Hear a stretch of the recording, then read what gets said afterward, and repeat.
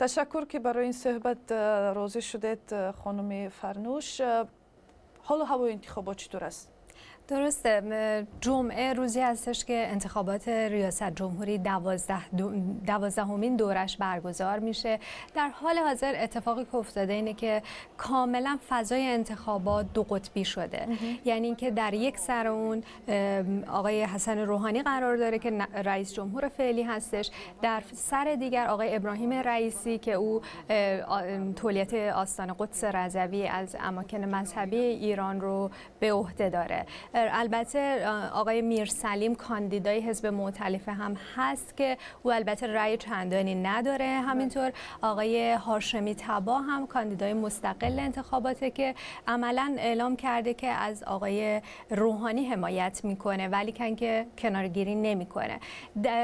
در پشت سر آقای روحانی جمعی از اصلاح طلبان، اعتدالگرایان و افرادی که به هر حال تحول خواه هستن قرار گرفتن. اما در پشت آقای رئیسی نهادهای نزدیک به رهبر جمهوری اسلامی، نهادهای نظامی، امنیتی و به ویژه قوه قضاییه قرار گرفتن با توجه به سابقه قضایی که آقای رئیسی دارن. خب ما راجع به مثلا فضای سیاسی گفتیم، اما خواست مردم ایران چی است از انتخابات و از آینده کشور؟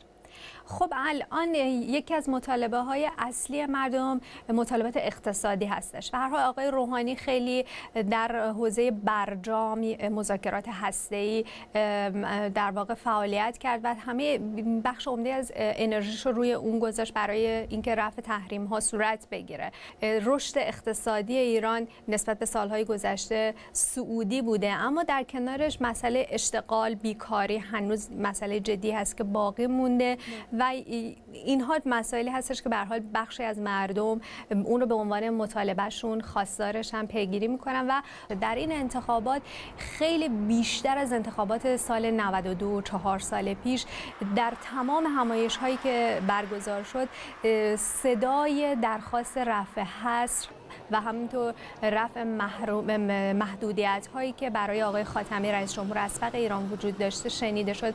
خیلی خیلی بیشتر از دوره های قبل بود که نشون میده این کماکان به عنوان یکی از مطالبه های اصلی مردم، یعنی تقاضای آزادی های بیشتر، برطرف شدن فضای امنیتی و در واقع برابری های بیشتر بین زنان و مردان، اینها مسائلی هستش که هنوز بین یک قشر عمده از مردم ایران وجود داره، به ویژه در بین جوانترها و کسانی که تحصیل کرده تر هستن و اونها بیشتر دارن این مطالبه رو میگن و نشون میده که این موضوعی هستش که به هر حال جمهوری اسلامی ناچاره که اون رو به نوعی باهاش کنار بیاد، حل بکنه. بله. تشکر به شما.